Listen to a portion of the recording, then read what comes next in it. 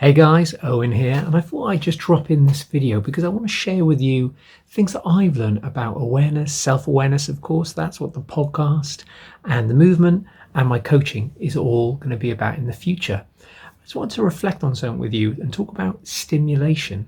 Now, when I talk about stimulation, I'm not talking about, the activity you're in and how stimulating it is, though that is part of it. We're looking at how stimulating the moment is and how much information you are absorbing and taking in and how much of your attention is being split, because these ways of being in any given moment can really affect how our nervous system is reacting, how our brain is functioning, and our likelihood of moving towards a state of burnout. So, for example, today I'm in a lovely clinic room over in Salisbury where I do massage. So big shout out to anybody from Salisbury that's watching. It's a joy to be here doing the massage work. But traditionally when I drive over here, I'll be obviously driving and then listening to a podcast or sing along to some music or wherever it may be. What I notice is while I'm listening to podcasts, I'm really focusing on what is being said and trying to learn from what I'm hearing whilst also driving. After a while, it actually starts to become a little bit too much, and I'm already sort of hyped up or feeling fatigued or whatever it may be.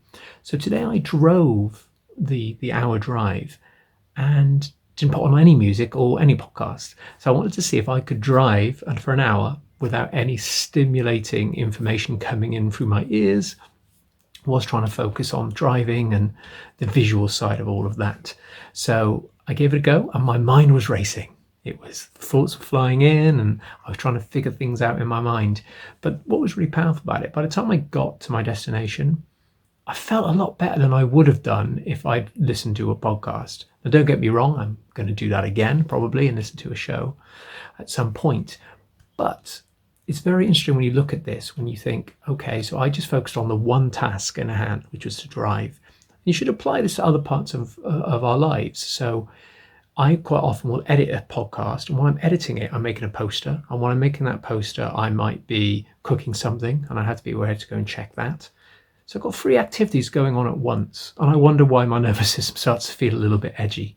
So it's important. I encourage people to maybe think about focusing on one thing at a time. So whatever you're doing in this moment, focus on that one thing. If you send an email, send the email.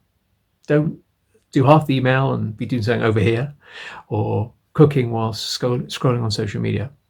Take some time to scroll on social media if you want to for X amount of minutes, and then cook without having your phone, if you see what I mean.